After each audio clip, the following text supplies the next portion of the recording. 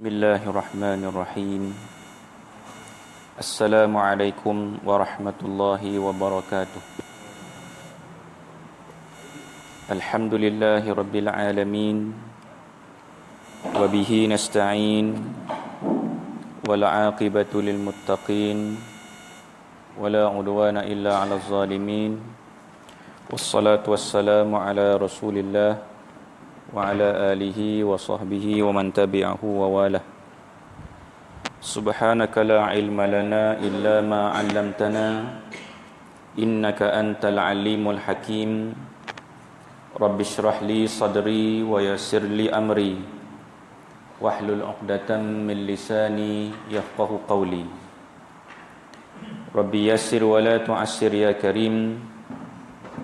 Rabbi yassir wa la tu'assir ya karim. Rabbi yassir wa la tu'assir ya karim.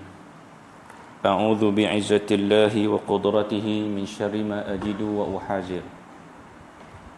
Yang dihormati Tuan Imam dan kuasa surau, tuan-tuan, puan-puan yang dirahmati Allah Subhanahu wa taala. Pertama sekali, alhamdulillah, marilah sama-sama kita merafakkan setinggi-tinggi kesyukuran kepada Allah Subhanahu wa taala kerana pada malam ini, malam Jumaat, kita dapat berhimpun di rumah Allah dengan mengerjakan sembahyang fardu maghrib berjamaah.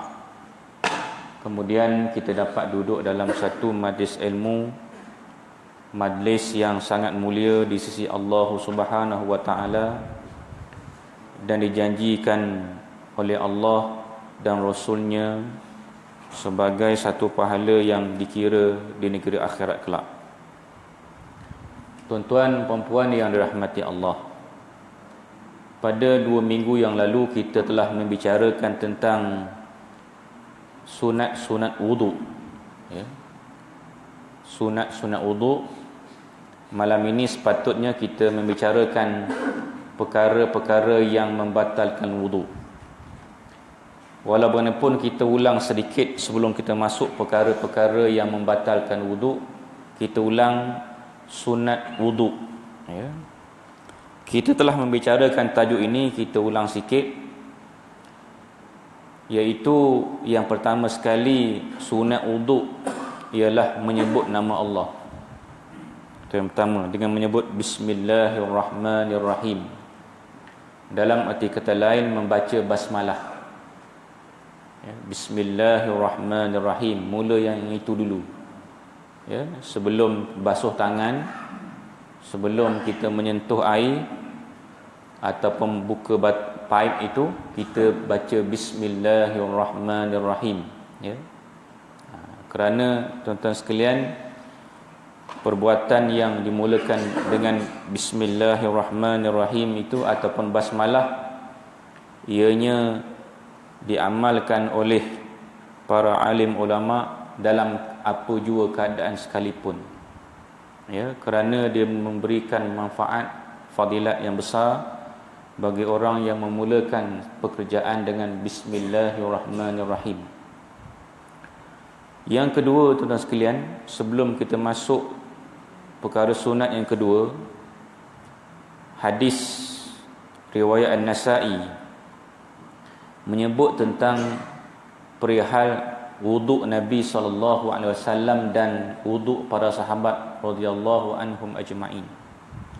Hadis daripada Anas radhiyallahu anhu qala, talaba ba'du ashabin Nabi SAW wudu'an falam yajidu ma. Hadis ini daripada Anas radhiyallahu anhu. Katanya, sebahagian sahabat Nabi radhiyallahu anhum ajma'in mencari air untuk berwudu, cari air, tetapi tidak memperolehinya, tak ada air, ya. Pada ketika itu, faqala alaihi salatu wassalam, Nabi sallallahu alaihi wasallam bersabda, hal ma'a ahadin minkum ma, adakah sesiapa di kalangan kamu ni ada air?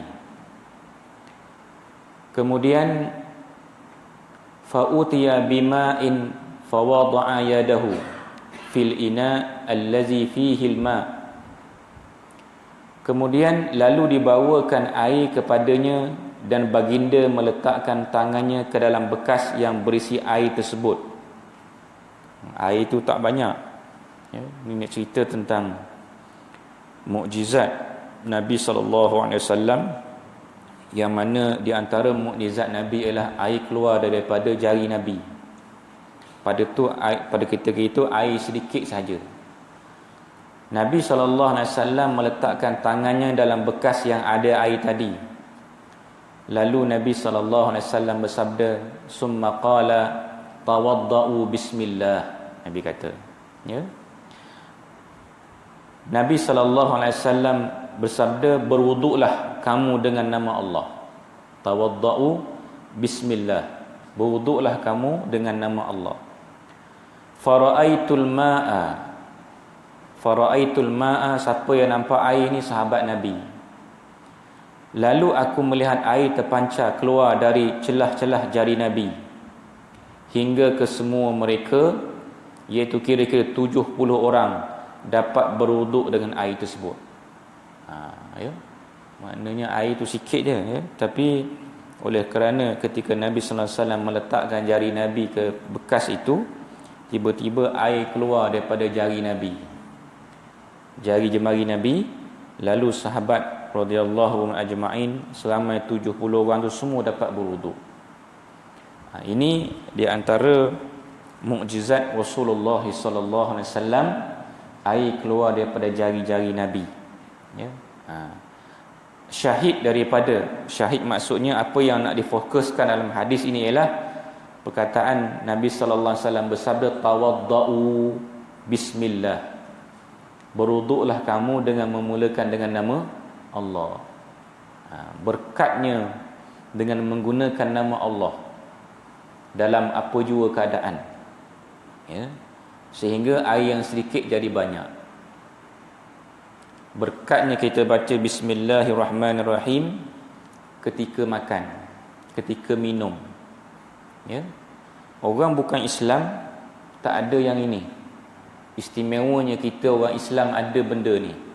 Kita baca bismillahirrahmanirrahim dalam apa jua perbuatan. Maka di sana ada keberkatan. Barangkali Allah Subhanahu Wa Taala nak tolong kita, yang sedikit akan jadi banyak. Yang sedikit itu akan membawa keberkatan. Maka kita mulakanlah perbuatan kita ini apa sahaja dengan membaca bismillahirrahmanirrahim, ya. Kalau kita tengok dalam kitab-kitab sama ada kitab ilmu yang dikatakan kitab-kitab turas, kitab pondok, ya, tok guru yang menulis kitab itu mereka memulakan dengan bismillahirrahmanirrahim sebelum menulis di permulaan kitab dia. Maknanya dengan nama Allah Subhanahu Wa Taala, dengan nama Allah yang Maha Pemurah lagi Maha Mengasihani. Juga ada pendapat ulama, bila mana kita nak makan, memang ulama telah menyusun doa makan. Antaranya Allahumma barik lana fima razaqtana wa qina azabannar. Ini doa. Tetapi kalau kita tak baca doa tu, baca doa makan dengan bismillahirrahmanirrahim pun memadai. Itu juga walaupun bukan dalam bentuk doa tetapi dalam bentuk menyebut nama Allah sebelum makan, maka makan tu insya-Allah akan diberkati oleh Allah Taala makanan itu, dan kita tak makan bersama-sama dengan syaitan. Itu yang pertama, ya. Yang pertama sekali sunat berwuduk ini ialah membaca bismillahirrahmanirrahim. Kalau tak baca bismillah, sah tak wuduk? Sah. Tapi sebaiknya, sebab itu sunat wuduk ini pelengkap kepada wuduk, pelengkap kepada rukun, ya. Semua rukun itu kita buat. Yang nak mencantikkan, nak perelokkan wuduk itu ialah dengan perkara-perkara sunat ketika wuduk. Sama juga dengan semayang, kan. Semayang, rukun fi'li, rukun qauli kita buat dalam solat, dalam semayang kita. Tapi perkara-perkara sunat ketika melakukan solat pun kita kena buat. Sebab apa? Nak melengkapkan solat supaya sempurna. Ditambah lagi dengan semayang sunat qabliyah dan ba'diyah. Solat sunat sebelum solat fardu dan solat sunat selepas solat fardu, juga dia melengkapkan ataupun menjadikan solat itu lebih baik, lebih sempurna, lebih banyak pahalanya. Samalah dengan wuduk ini. Di sana ada sunat-sunat wuduk. Yang pertama menyebut nama Allah Subhanahu wa taala. Yang kedua, kita telah membicarakan juga pada dua minggu yang sudah, iaitu sunat kita membasuh dua belah tapak tangan sebanyak 3 kali. Ya, basuh tangan. Ya, makna perbuatan basuh tangan ini Islam telah mengajar kita lama dah. Ya, dalam bab basuh tangan untuk membersihkan diri kita. Ya, apatah lagi kita nak menyentuh makanan, basuh tangan. Nak buat makanan, orang perempuan rumah nak masak, basuh tangan kan, elok bersihnya. Basuh sayur-sayuran, basuh ikan, basuh beras, dan semuanya basuh supaya bersih. Maka dengan basuh tangan itu, insya-Allah akan hilanglah kekotoran yang zahir, yang nampak di mata kita, hilanglah dengan sebab kita membasuh tangan. Tapi membasuh tangan dalam wuduk ini sunat, ia duduk dalam bab ibadat. Ya. Kemudian perkara yang sunat lagi ketika sebelum wuduk ialah, kata ulama, bersugi. Ya, bersugi. Bersugi dengan kayu siwak. Sebab itu adalah hadis Nabi sallallahu alaihi wasallam menyebut, laula an asyqa ala ummati la amartuhum bisiwak ma'a kulli wudu. Hadis ini daripada Abu Hurairah radhiyallahu anhu. Nabi sallallahu alaihi wasallam sabda, kalaulah tidak kerana membebankan umatku, aku akan perintahkan mereka bersugi pada setiap kali berwudu. Ya, siapa yang mampu buat untuk bersugi, eloklah bersugi sebelum wuduk ataupun memulakan wuduk dia pada peringkat rukun yang pertama. Ya. Ini ada hadis Nabi. Ya. Maknanya bersugi sebelum ambil wuduk. Walaupun ada setengah ulama mengatakan dengan membersihkan gigi, maknanya gosok gigi. Ya, membersihkan gigi dengan memberus gigi. Walaupun tidak namanya bersiwak, itu namanya menggosok gigi. Ya. Bersiwak ni dengan kayu sugi. Ya. Bersiwak dengan kayu sugi. Banyak kelebihan bersugi. Banyak kelebihan. Ya. Kemudian perkara sunat yang lainnya ialah berkumur-kumur. Berkumur-kumur, kan? Berkumur-kumur. Kemudian memasukkan air ke dalam hidung dengan tangan dan mengeluarkannya dengan tangan kiri. Masukkan air dalam hidung dengan tangan kanan dan mengeluarkan air itu dengan tangan kiri. Maknanya digelar sebagai dalam bahasa Arab al-madmadah wal istinsyaq. Maknanya berkumur-kumur dan juga masukkan air dalam hidung, buang semula. Ya. Ini sunat. Ya, sunat. Kemudian perkara sunat yang lain, ya, ialah menyelati janggut yang tebal ketika di bahagian muka ada janggut. Janggut yang tebal itu diselati. Menyelat, mana menyelat tu masuk dalam tu, itu mana selat. Masukkan jari dalam janggut. Kalau janggut nipis tak payah selat lah. Ya, maknanya kalau janggut yang tebal tu selatkan dia. Ya, masuk, biar air masuk dalam. Kemudian yang lainnya menyapu seluruh kepala. Sunat. Asalnya sedikit daripada bahagian kepala. Itu yang wajibnya, kan? Yang sunatnya menyapu seluruh kepala.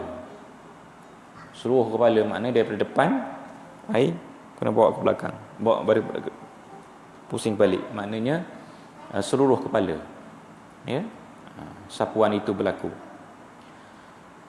Kemudian sebab ia ada dalam hadis riwayat daripada Abdullah bin Zaid, ya, yang kita telah bacakan pada 2 minggu yang lalu, ya. Kemudian menyelati celah-celah jari kedua-dua belah tangan dan kaki. Maknanya begitu juga memasukkan air di celah-celah jari dan di celah jari tangan dan celah jari kaki pun dipanggil menyelati. Menyelat. Ini adalah perkara sunat, ya. Supaya air sampai di celah-celah jari dan kaki dan celah-celah jari tangan ataupun jari tangan kita lah, ya. Kemudian menyapu 2 telinga luar dan dalam, ya, dengan air selain daripada air buat menyapu kepala. Maknanya bukan air daripada air kepala tadi, air lain lah untuk dibasuh di bahagian telinga, ya. Kemudian melakukan semua perkara fardu dan sunatnya sebanyak 3 kali. Maknanya perbuatan itu diulang 3 kali. Itulah yang sebaiknya. Itulah sebagaimana yang telah ditunjukkan oleh Rasulullah SAW cara wuduk Nabi 3 kali, ya. Kemudian yang sunat lainnya mendahulukan yang kanan daripada yang kiri, ya. Basuh tangan kanan dulu baru tangan kiri, kaki kanan dulu baru kaki kiri, ya. Telinga kanan, telinga kiri, ya. Mendahulukan yang kanan. Kemudian menggosok-gosok tangan atas anggota ketika membasuhnya. Maknanya tangan pun kena gosok, ya, kaki pun kena gosok. Dimasukkan di celah-celah mana bahagian yang sepatutnya, yang sewajarnya kena bahagian anggota wuduk. Kemudian antara lain sunat wuduk ialah berturut-turut. Maksudnya tak henti. Lepas basuh tangan, ya, basuh kepala. Lepas basuh kepala, basuh telinga. Lepas basuh telinga, basuh kaki, kan. Maknanya dia berturut-turut, tidak berhenti, ya. Iaitu membasuh anggota yang kedua sebelum anggota yang pertama kering kerana mengikut perbuatan Nabi SAW yang dinyatakan, yang kita baca hadis-hadis yang menunjukkan tentang berturut-turut itu tidak mengambil masa yang terlalu lama, ya. Kemudian melebihkan basuhan muka ke bahagian kepala. Lebihkan basuh muka, maknanya bahagian muka itu kena bahagian atas dan juga bahagian bawah, dan melebihkan basuhan bahagian siku dan juga buku lali. Makna ke atas sikit lah, bahagian lengan siku ke atas sikit, daripada buku lali ke atas sikit, melebihkan basuhan. Kemudian bersederhana menggunakan air tanpa berlebih-lebihan, ya. Itu perkara sunat. Kita bila mana buka paip itu, buka paip jangan terlalu air banyak, ya, sampai membazir, ya. Kadang-kadang orang suka menggunakan air yang terlalu banyak ketika berwuduk, menyebabkan membazir, ya. Bila membazir, sedara syaitan, ya. Allah Subhanahu Wa Taala berfirman dalam Quran, wala tusrifu, jangan kamu melampau-lampau, berlebih-lebih. Innallaha la yuhibbul musrifin, sesungguhnya Allah Taala tak suka bagi orang yang melampau-lampau ataupun berlebih-lebih, ya. Maknanya menggunakan air yang terlalu banyak. Air juga adalah makhluk Allah. Kita menggunakan air dengan sebaiknya, air yang ada itu kita guna dengan sebaiknya. Maknanya air itu orang lain pun boleh guna, dan air itu menjadi saksi kepada kita di akhirat kelak, kerana kita ambil uduk untuk semayang, ya. Maknanya kita bersederhana menggunakan air. Maksudnya Islam dah lama dah ajar kita ni bersederhana menggunakan air, tidak membazir, ya. Tidak membazir. Bila membazir, kita maknanya kita kufur nikmat lah. Bila tak ada air, susah kita, ya. Bukan setakat nak minum, nak mandi pun, nak guna apa lain semua payah, sebab kita kufur nikmat Disebabkan banyak sangat air, kita guna banyak. Ya, walaupun memang kita bayar kat rumah lah, kita bayar guna air banyak, ikutlah kita nak, saya yang bayar. Tak? Tak boleh, walaupun betul lah kita bayar. Ya, bermakna Nabi dah ajar kita lama dah. Dalam bab wuduk itu falsafahnya ialah kita berjimat cermat dalam menggunakan air. Bukan air saja, tapi benda-benda lain yang melibatkan penggunaan supaya tidak membazir. Termasuk makanan. Ya, membeli makanan yang dibeli dah siap masak. Ya, di pasar malam ke di mana-mana beli makanan, makna berpada-pada dengan apa yang kita beli. Bila makan makanan tak habis, buang dalam tong sampah. Ada? Mana mulut tong sampah yang makan. Jadi membazir. Jadi membazir ini kalau kita lihat satu perkara yang Allah Subhanahu Wa Taala tidak suka kita membazir, kerana adalah perbuatan syaitan. Syaitan suka bagi orang yang suka membazir. Ya? Baik. Kemudian perkara lain dia katakan sunat ketika berwuduk ialah menghadap kiblat ketika berwuduk. Ya. Itu sunat. Tapi kalau paip kita tu menghadap bukan arah kiblat, tak apalah. Sah juga wuduk kita. Tapi kalau kita cari tempat mana arah wuduk, arah kiblat, maka kita pun menghadap kiblat ketika berwuduk. Itu lebih baik. Ya.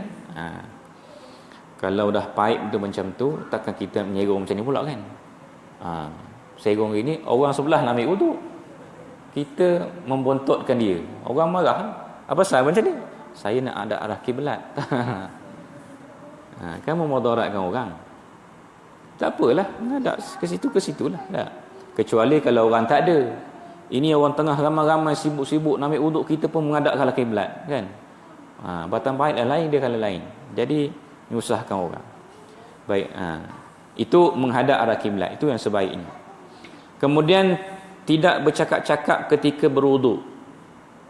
Walaupun boleh bercakap. Ya? Boleh bercakap ketika wuduk, tapi seboleh-boleh janganlah bercakap ketika wuduk. Ya? Tu kadang-kadang kita ni nak buat ibadat, tuan-tuan sekalian, banyak kita nak bercakap ketika nak buat ibadat. Ketika wuduk kita nak bercakap. Ketika khatib baca khutbah pun nak bercakap juga. Ketika orang semayang, kadang-kadang tu kedengar suara-suara lah sebelum semayang lah. Bukan sedang semayang bercakap, batal.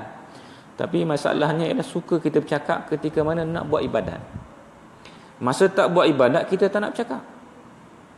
Ya. Khususnya kita tengok hari Jumaat. Hari Jumaat, semayang Jumaat, kita memang niat datang nak dengar khutbah, dan kita datang nak solat Jumaat. Itulah masanya kita nak duduk sebelum azan, dengan kita membaca Quran, kita berzikir, kita berselawat dan macam-macam amalan sebelum azan Jumaat. Kan nak buat macam-macam ibadat boleh buat. Tapi masa itulah yang kita jumpa kawan kita di masjid, di surau, masa itulah kita nak bercakap, nak berborak. Rasa seronok pula berborak masa tu.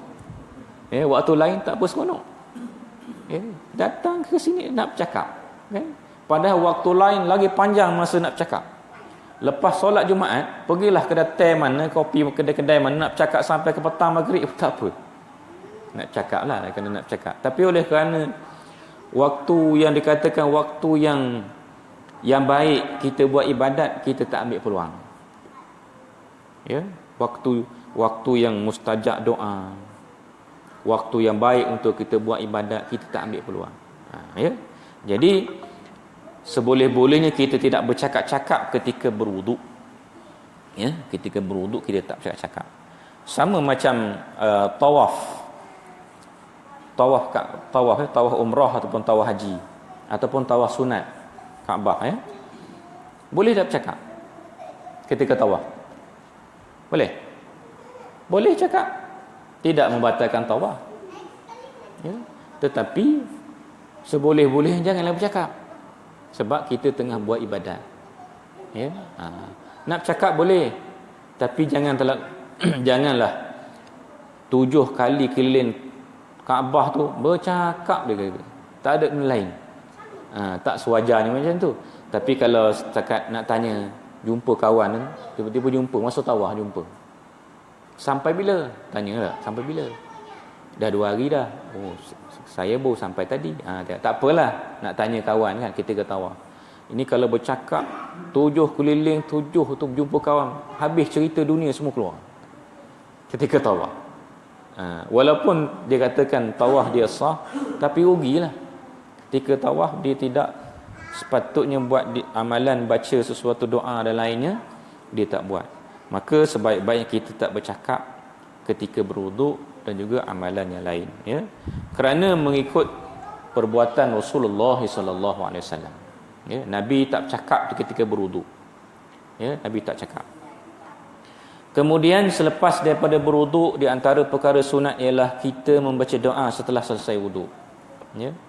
Iaitu dengan tasyahud. Asyhadu an la ilaha illallah wahdahu la syarikalah wa asyhadu anna Muhammadan abduhu wa rasuluh. Mulakan dengan tasyahud dulu. Kemudian selepas itu baca doa. Allahumma ja'alni minat tawwabin wa ja'alni minal mutatahhirin wa ja'alni min ibadikas salihin. Baca doa, ya. Maknanya itu adalah yang terakhir yang dikatakan perkara-perkara sunat selepas ketika mana kita wuduk dan juga selepas habis wuduk, ya. Sebenarnya memang tak ramai kita nampak orang berdoa lepas ambil wuduk. Lepas orang basuh kaki siap semua, terus dia masuk dalam masjid ataupun surau tak berdoa. Memanglah sah wuduknya itu, tetapi telah meninggalkan satu perkara, satu sunnah yang sangat hebat yang Nabi SAW melakukannya, kita tak buat. Sekejap je baca doa, tak sampai seminit. Ya, tak sampai seminit pun. Asyhadu an la ilaha illallah wahdahu la syarikalah wa asyhadu anna Muhammadan abduhu wa rasuluh. Allahumma ja'alni minat tawwabin wa ja'alni minal mutatahhirin wa ja'alni min ibadikas salihin. Kalau nak berhenti sampai wa ja'alni minal mutatahhirin pun tak apa, cukup. Allahumma ja'alni minat tawwabin wa ja'alni minal mutatahhirin, cukup. Nak sambung lagi wa ja'alni minal mutatahhirin. Kalau ada doa lain lagi nak sambung, bacalah doa, tak apa. Ya. Tak kisah, yang penting berdoa. Dan doa yang diamalkan oleh Rasulullah sallallahu alaihi wasallam dan doa yang telah diamalkan oleh para alim ulama. Baik. Sebelum kita pergi kepada perkara yang membatalkan wuduk itu, kita pergi kepada perkara makruh ketika berwuduk. Dalam kitab kita ini, dalam kitab Indahnya Hidup Bersyariat ini, dia terus kepada perkara-perkara yang membatalkan wuduk, ya. Kita masuk sikit dalam bab perkara makruh ketika berwuduk. Perkara makruh. Perkara makruh ketika berwuduk, yang pertama sekali menggunakan air secara berlebih-lebihan ataupun terlalu sedikit, pun makruh juga. Guna air lebih-lebih pun makruh, guna air sikit pun makruh.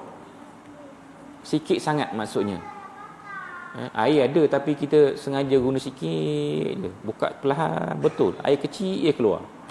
Orang pun pelik tengok kita ambil semayang macam tu, ya. Sikit sangat, takut bila air sikit sangat macam tu tak kena pada anggota wuduk, ya. Itu yang pertama. Yang kedua, mendahulukan basuhan tangan kiri daripada yang kanan pun makruh, kerana dia berlawanan dengan cara wuduk Rasulullah sallallahu alaihi wasallam. Sebab kadang-kadang terlupa ataupun memang jadi kebiasaan dia. Dia orang kiri je, selalu melaku yang kiri, buat kiri dulu. Tangan kiri. Mengiri. Sepatutnya kanan dulu, dahulukan yang kanan. Ya. Kemudian yang ketiganya ialah mengelap anggota wuduk dengan tuala. Ya, mengelap anggota wuduk dengan tuala pun makruh, kecuali uzur. Kecuali uzur, dia terkena lap juga. Kalau tak lap, mudarat pada kulit. Boleh lap. Ataupun cuaca sangat sejuk, kita pergi negara sejuk, ya, ambil wuduk dengan air sejuk, cepat-cepat kita lap, takut-takut nanti akan memberi mudarat pada tulang dan juga kulit kita. Ya, maka kalau cuaca macam kita di Malaysia ni tak ada masalah. Ya, kalau kita lap juga air wuduk tu bermakna makruh. Ya. Kemudian perkara makruh lain ketika berwuduk ialah menyimbah air ke muka. Maksudnya macam air tu kita simbah macam menampak air ke muka. Ya. Itu makruh. Ya. Menyimbah air ke muka. Kerana ini dia dikatakan bertentangan dengan kemuliaan muka. Ya, muka kita ni mulia. Kepala kita ni suatu anggota yang mulia. Ya, sebab itu kita tak boleh pukul muka. Siapa-siapa pun.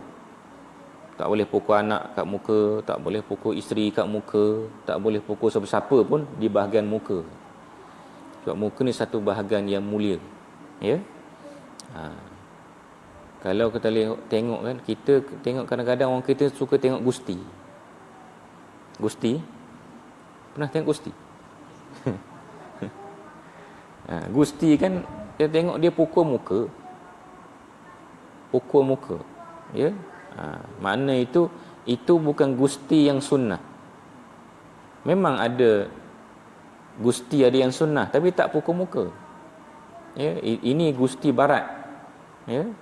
Pukul muka tak baik, tak bagus. Ya, muka satu anggota yang mulia, bahagian kepala ni mulia sangat. Ya. Maka hatta sampai kita nak ambil wuduk pun kita tak boleh menyimbah ataupun menampak air ke muka. Itu dengan air. Ya. Tak sakit pun. Tapi kita menyimbah air ke muka dengan kuat menyebabkan kita macam tak hormat muka sendiri. Padahal muka itu satu anggota yang mulia. Ni makruh, ya, makruh. Kemudian yang seterusnya membasuh ataupun menyapu anggota wuduk kurang daripada 3 kali. Kurang daripada ataupun lebih daripada 3 kali. Lebih pun tak boleh, kurang pun tak boleh. Makruh. Ya. Makruh. Ya. Tetapi dibolehkan kalau sekiranya orang dah semayang. Imam akad takbir Allahu Akbar, ataupun kita datang, kita belum ada wuduk lagi, imam makmum semua dah rakaat kedua, rakaat ketiga, rakaat terakhir. Kita tak ada wuduk, kita nak ambil wuduk. Pada ketika itu kata ulama, boleh kita ambil wuduk dengan sekali basuhan saja. Sebab apa? Sebab nak kejar solat berjemaah, nak bersama-sama dapat semayang berimamkan imam ketika solat. Itu lebih baik. Ya. Tapi kalau kita nak ikut juga disiplin yang tu, ya, sampai basuh kaki, Assalamualaikum warahmatullahi, Assalamualaikum, dah habis semayang, baru kita selesai wuduk. Ya. Kata ulama boleh sekali dengan keadaan itu supaya kita dapat berjemaah bersama imam. Ya. Imam Nawawi dalam kitab Majmu' ni, kitab besar ni tuan-tuan sekalian. Ya. Kitab ni kitab rujukan, nak mengaji tak habis kitab Majmu' ni. Ya. Kitab Majmu' ni besar sangat. Dijadikan sebagai rujukan fatwa, ya, kitab Majmu'. Majmu' Imam Nawawi menyatakan bahawa martabat hadis ini, hadis yang kita baca, hadis tentang apa? Tentang berwuduk 3 kali ni, ya. Nabi sallallahu alaihi wasallam berwuduk 3 kali, satu hadis yang sahih. Ya. Tidak diragui hadisnya. Maknanya hadis itu memberi pengertian sesiapa yang beriktikad bahawa yang sunat itu ialah membasuh atau menyapu lebih atau kurang daripada 3 kali, dia telah melakukan perkara yang tidak baik dan tidak betul kerana iktikadnya menyalahi sunnah yang telah ditunjukkan oleh Rasulullah sallallahu alaihi wasallam. Maknanya kita sebaik-baiknya 3 kali. Sama dalam solat kan? Subhana rabbiyal azim ketika rukuk 3 kali kan? Itu sebaiknya. Baca sekali boleh baca sekali. Subhana rabbiyal a'la wa bihamdih, subhana rabbiyal azimi wa bihamdih. 3 kali kan? Ketika rukuk, ketika mana sujud, ya. Sebaiknya 3 kali. Ya. Kemudian yang keenamnya ialah, yang seterusnya ialah makruh bila mana meminta bantuan orang lain membasuh anggota wuduknya tanpa uzur. Dia tak uzur, tapi dia minta orang lain tolong basuhkan anggota wuduk dia. Kecuali orang tu uzur. Ya, kita menjaga orang di hospital, dia nak semayang, kita pun tolong wudukkan dia. Spray kan, katakan air tu pada muka dia. Ya. Sembuh katakan, jangan angkat tangan tu. Ya, kalau angkat dah jadi air mustakmal lah. Sapu semua, katakan di muka dia. Ya, dia anggota yang wajib wuduknya membolehkan dia semayang. Ya. Kalau dia tak uzur, makruh hukum dia. Kerana kalau dia tu suruh orang minta ambilkan wuduk dia tanpa dia uzur, seolah-olah dia melambangkan sikap takabur, sikap sombong, ya, berlawanan dengan sifat ubudiyah ni kehambaan kita pada Allah. Kita buat ibadat, ambil wuduk ini memang kita nak semayang kerana perintah Allah. Tiba-tiba kita nak buat ibadat dalam keadaan kita sombong. Kita orang kaya lah kononnya, orang kaya kan. Yang kaya, semua suruh orang basuh tangan, basuh muka. Tak apa, aku bayar. Nak suruh orang bayar. Basuh, aku bayar. Basuh tangan, tak, aku bayar. Bayar, semua bayar kan. Yang ini bukan ubudiyah, ini takabur. Sombong dia. Ketika mana buat ibadat pun sombong. Sebab itu macam mana kalau kita buat ibadat dalam keadaan sombong, semayang dalam keadaan sombong, ya, tak boleh. Semayang berjemaah, duduk masuk saf sama-sama, kita nak sombong dengan siapa? Siapa kita? Kita pun kadang-kadang ya, manusia macam inilah. Sikap takabur tu ada terbawa-bawa dalam ibadat. Ni sangat bahaya. Ya, sangat bahaya. Kemudian seterusnya, perkara makruh ketika ambil wuduk ialah melampau berkumur ataupun melampau memasukkan air ke dalam hidung. Lebih-lebih lagi bagi orang yang sedang berpuasa. Ini makruh. Takut air itu masuk dalam halkum, masuk dalam perut, batal puasa. Melampau berkumur ketika berpuasa, masukkan air dalam hidung ketika puasa, makruh hukum dia. Ya.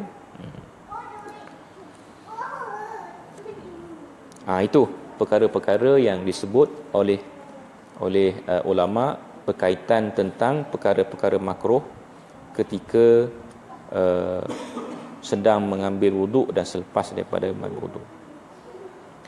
Baik, kita pergi kepada perkara-perkara yang membatalkan wuduk. Perkara-perkara dah syak belum? Syak lah. Tak apa kita. Tak apa. Kita teruskan dengan perkara-perkara yang membatalkan wuduk. Baik. Perkara-perkara yang membatalkan wuduk, ada ulama menyusun, ada kata 6. Dalam buku kita ada 6. Ada kata ulama sebut ada 5. Ya. Tapi yang 6 tu sebenarnya dah termasuk dalam 5 tu. Ya. Baik. Pertama sekali perkara yang membatalkan wuduk ini ialah keluar daripada kubur dan dubur. Ya.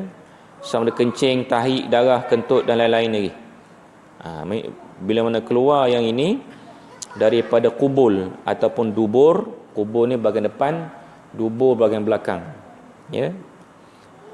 Walaupun benda tu bersih, walaupun keluar batu, contohlah batu keluar, ya, pun batal sembahyang. Ya. Batal.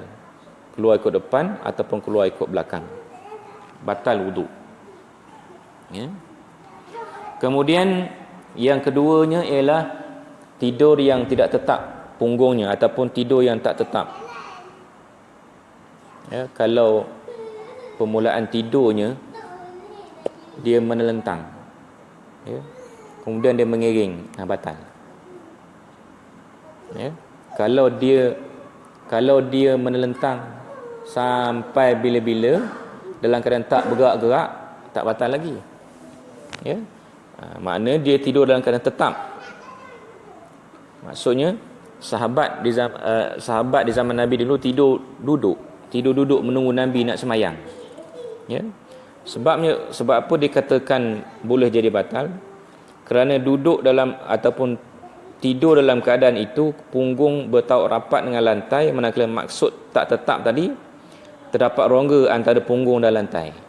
Bila mana dia bergerak sikit, batal. Ada rongga di antara punggung dan lantai. Bila tetap tak bergerak, tak batal. Ya. Tapi dalam keadaan bila mana tidur dia, dalam keadaan tak sedar, bila dah tidur kan, dia pun tak tahu dia mengiring kiri kanan, batal je wuduk dia. Sebenarnya dalam keadaan tidak sedar, kecuali dalam keadaan dia tidur mengiring kan, mengiring sebagaimana tidur sunnah tu, mana tidur sebagaimana Nabi sallallahu alaihi wasallam tidur, ya, dalam keadaan tetap, maka wuduknya tak batal, ya. Kerana apa? Kalau dia tidur dalam keadaan tidak tetap itu, tidak tetap papan punggung dia ataupun tidak tetap punggungnya itu, dia pun tak tahu apa yang keluar daripada punggung dia. Sama ada kentut ke, ya, tengah tidur kentut, dia pun tak sedar. Ya, tengah tidur kadang-kadang keluar sesuatu, dia pun tak tahu. Ya. Maka Nabi sallallahu alaihi wasallam sebut dalam hadis, man nama falyatawadda. Barang siapa yang tidur, sesiapa yang tidur, dia hendaklah berwuduk. Ya, hendaklah dia berwuduk. Tapi kalau dia tidur dalam keadaan duduk kan, kalau tetap papan punggungnya tak apa. Tapi kalau dah bergerak, batal wuduk. Bila dah bergerak, batal wuduk. Ya. Sebab itu cerita bagaimana sahabat-sahabat Nabi menunggu-nunggu Nabi dalam Masjid Nabawi untuk semayang berjemaah bersama Nabi. Sahabat tidur duduk, tak bergerak. Sehingga Nabi keluar daripada rumah Nabi, semua sahabat bangun semayang belakang Nabi. Ya. Maknanya betapa hebatnya wuduk para sahabat Nabi sallallahu alaihi wasallam. Mereka dengan ambil wuduk, dengan bukan setakat mereka ini nak semayang, tapi mereka buat ibadat dengan satu wuduk. Lama wuduk tu ada, mereka boleh buat banyak ibadat. Ya. Selagi mana tak batal wuduk mereka, maka dia menggunakan wuduk yang satu tu. Ya. Lama wuduk dia. Ya. Sebab itu ada orang yang tidur dalam keadaan duduk yang tetap, wuduk tak batal, ya. Kerana dia akan terasa sesuatu yang keluar dari tubuhnya. Kalau dia tidur dalam keadaan duduk yang tetap, dia akan tahu. Kalau tak tetap punggungnya, dia boleh tak terasa apa, sebab memang dah lena tidurnya itu. Tidur lena, tak sedar apa yang keluar. Maka ketika itu batal wuduknya. Ya. Hadis daripada riwayat Abi Daud dan riwayat Muslim, ya. Daripada Anas radhiyallahu anhu, uqimatis salah wan nabiyyu sallallahu alaihi wasallam yunaji rajulan falam yazal yunajihi hatta nama ashabuhu summa jaa fa shalla bihim. Ini cerita sahabat Nabi, ya. Hadis daripada Anas, iqamah telah selesai dan Nabi sallallahu alaihi wasallam sedang bercakap-cakap dengan seorang lelaki tanpa didengari oleh orang lain. Bagi dia terus bercakap sehingga para sahabat tertidur. Sampai tertidur, sahabat menunggu untuk Nabi berimamkan solat. Kemudian baginda datang dan terus bersolat. Sahabat-sahabat bersolat bersama dengan Nabi SAW. Ya.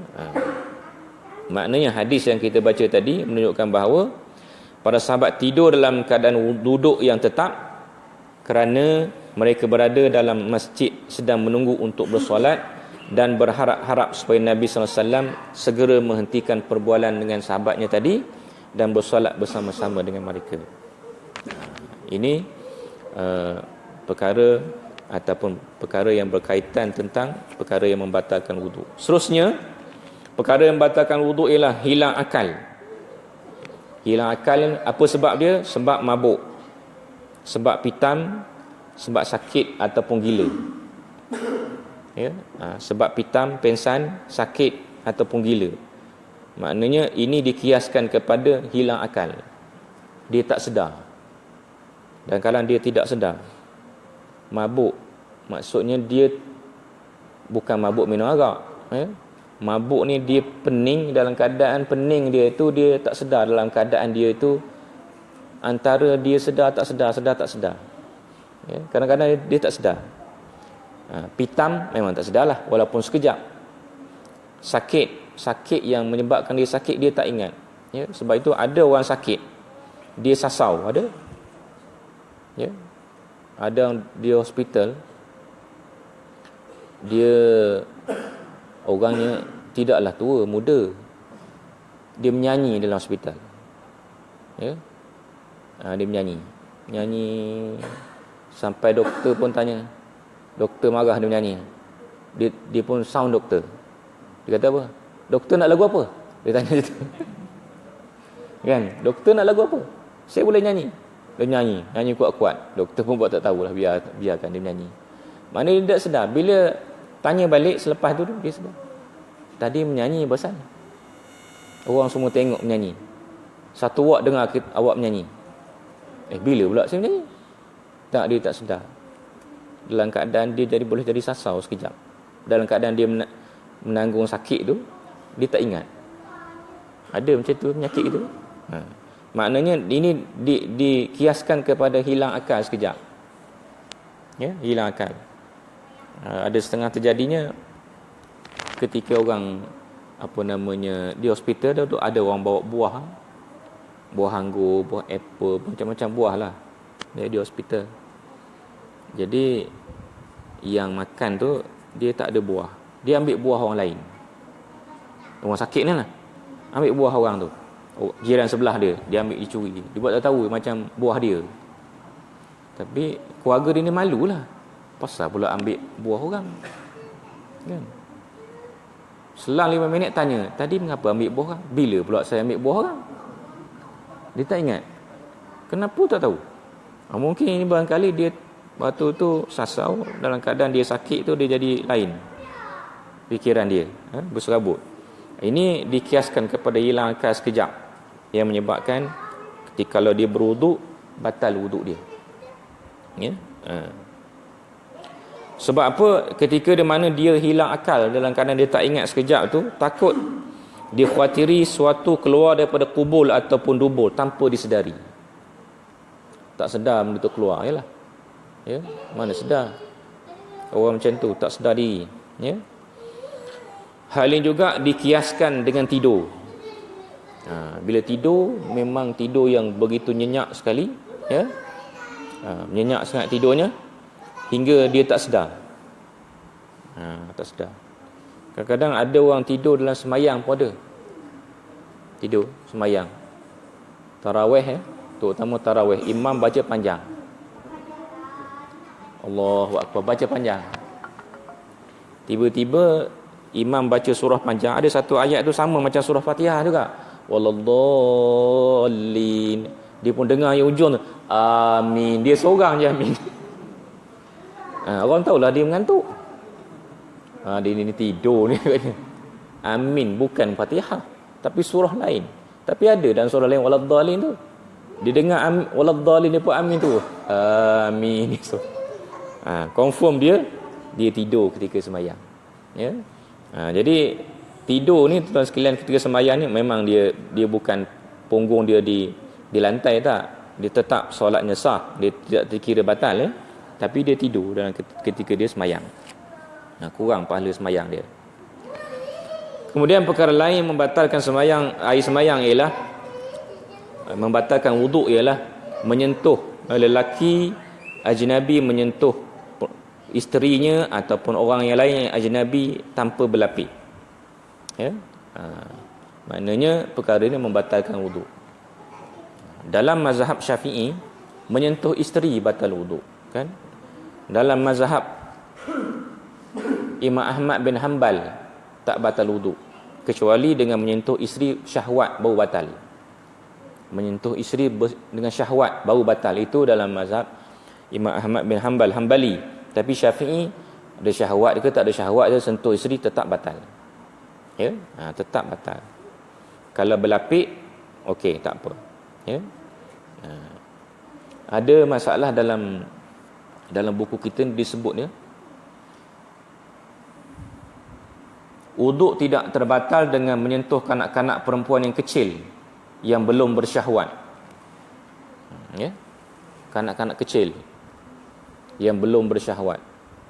Budak-budak, ya, anak-anak besar tu Kecil lagi. Termasuk bila dalam bab menyentuh Al-Quran, membawa Quran, budak-budak ya. Budak-budak kecil bawa Quran, belajar pun tak perlu berwuduk. Ini kata ulama. Tapi sebaiknya kita ajar dia berwuduk. Sebaik-baiknya kita ajar dia berwuduk untuk menyentuh dan membawa Al-Quran. Ya. Tapi budak-budak nak belajar Quran tak ada wuduk, kata ulama tidak mengapa. Ya. Sebab dia belum lagi mukallaf. Ya. Belum mukallaf lagi. Baik. Sebab itu dalam yang perkara ini menyentuh isteri atau perempuan lain ajnabiyah tanpa berlapik batal wuduk berlandaskan ataupun berdasarkan firman Allah Taala dalam Quran, aula mastumun nisa. Ya. Atau kamu bersentuh dengan perempuan. La mastum sini maksud dia menyentuh. La mastum. Dalam keadaan menyentuh.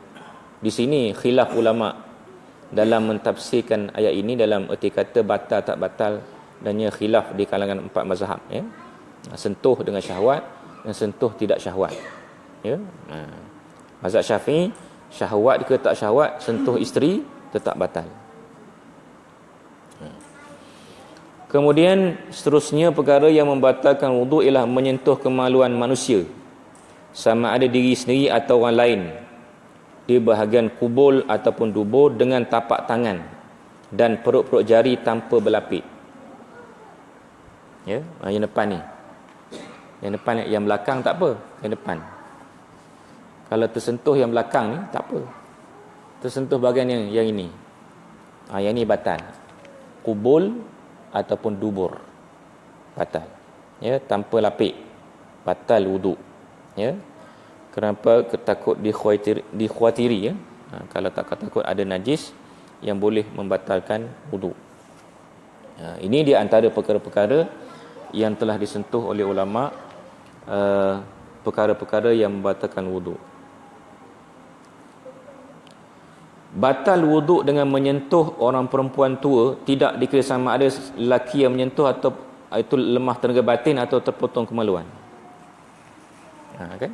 Menyentuh orang perempuan tua lah, bukan budak-budak kecil. Perempuan tua sentuh pun batal juga.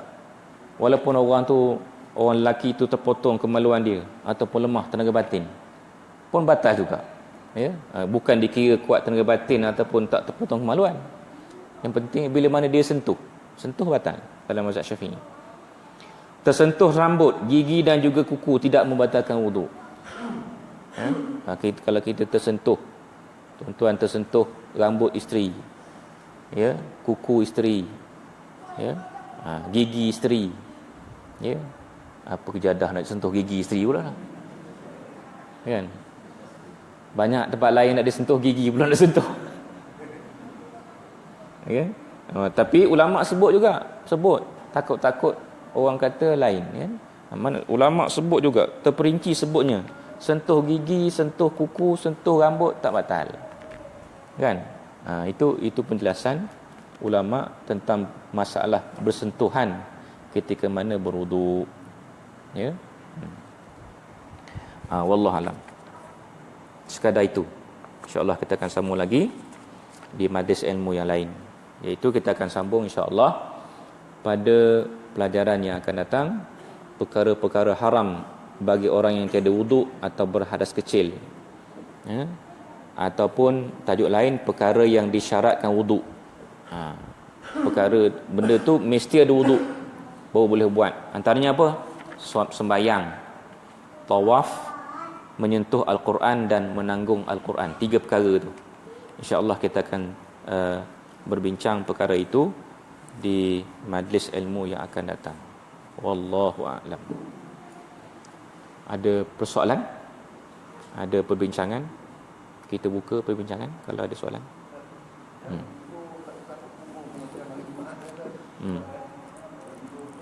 Dia duduk. Bila mana dia tidur dalam keadaan tak tetap papan punggung, makna bergoyang sikit kan, batal wuduk dia. Sekarang ni masalah punggung dia, bukan masalah dia kepala dia bergerak, masalah punggung dia. Punggung bila dia duduk duduk kan. Kalau bergerak sikit sini, bergerak kali punggung, terangkat punggung tu, batal. Tidur ayam maksudnya dalam keadaan sedar tak sedar kan. Maknanya kalau punggungnya tak bergerak, punggung tak bergerak, duduk, punggung tak bergerak, kepala je tersengguk-sengguk kepala kan, tak batal wuduk. Tapi kalau tidur sangat terlalu tidurnya itu terlalu sampai orang kata sampai keluar air basi lah kan. Tidur sampai keluar tu kan. Kata ittaqullah, sedut balik, naik balik kan Leo dia. Itu confirm batal, itu memang tidur betul tu. Ya, tapi tuan-tuan sekalian, memang betul ni syaitan hari Jumaat itulah seronok tidur. Ya. Cuba habis solat Jumaat, tak ada perasaan nak tidur pun. Ya, padahal kita boleh balik solat tidur di rumah tu. Tidur sampai sebelum asar pun boleh. Tapi tempat tidurnya ketika imam membaca khutbah, itu paling seronok tidur. Betul-betul lah syaitan ni, dia memang tak suruh kita dengar khutbah Jumaat. Jadi cuba ganggu kita supaya jangan fokus pada khutbah Jumaat. Tidur, boleh kata. Tidur lebih sedap. Aircon lagi sedap. Kan tak? Tak aircon pun tidur sedap juga. Ya, kipas besar kat masjid, dia kipas besar kan, tidur bawah kipas besar tu. Oh, seronok tidur. Ya. Bila paling dia sedar tu, yang sedar, innallaha ya'murukum bil adli, sedar tu, dia automatik boleh sedar. Ya. Waktu tu yalah, ni kerja syaitan lah. Ya. Nak habis khutbah dia sedar sendiri, tak ngantuk lah. Ya, khutbah pertama tu Allah pun mengantuk tu kan. Ya. Kalau yang tak mengantuk tu nak kerja berborak pula. Dia nak cakap ketika khatib membaca khutbah. Ya. Jadi itu penjelasan tentang tidak tetap papan punggung, dia panggil dalam istilah lamanya lah. Tidak tetap punggung dia. Kalau tetap punggung dia, tak batal wuduk dia. Sebagaimana para sahabat tadi, hadis yang kita baca tadi, sahabat Nabi duduk menunggu Nabi nak semayang, tidur sahabat Nabi ketika duduk menunggu Nabi. Bila mana dah iqamah lama dah, tapi oleh kerana Nabi ada bercakap dengan sahabat lain-lain, Nabi pun semayang, angkat takbir, sahabat pun bangun terus semayang tanpa mengambil wuduk. Kerana sahabat tadi memanglah, para sahabat ni tuan-tuan sekalian, jauh nak banding dengan kita, iman yang cukup tinggi. Ya, iman para sahabat yang dekat dengan Nabi. Ya. Memang dia tidur pun tidur dalam ibadat. Ya, para sahabat Nabi tidur pun duduk dalam masjid, tidur ibadat. Sambil tidur ayam maksud tadi kan. Sambil tidur sebelum semayang, ya. Berzikir, tapi duduk. Dalam keadaan tidur tu ingat Allah Taala. Ini iman para sahabat. Ya, sangat hebat imannya. Tak boleh nak banding dengan iman kita.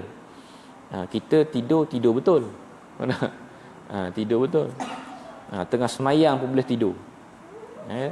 Kita dengarlah ayat Quran macam mana pun, imam baca ayat Quran, cerita neraka, cerita syurga, tak ada apa, dia boleh tidur lagi. Sebab apa? Sebab memang tak faham masuk ayat Quran tu. Maka dia tak ada gentar dan takut bila mana dengar ayat Quran. Ya. Bila menghadap Allah Ta'ala dalam semayang, tak berasa gentar dan takut. Sebab iman kita, ya, berlainan sungguh dengan iman para sahabat. Jauh bezanya bagai langit dengan bumi, iman kita dengan iman para sahabat. Wallahu a'lam. Ada yang lain?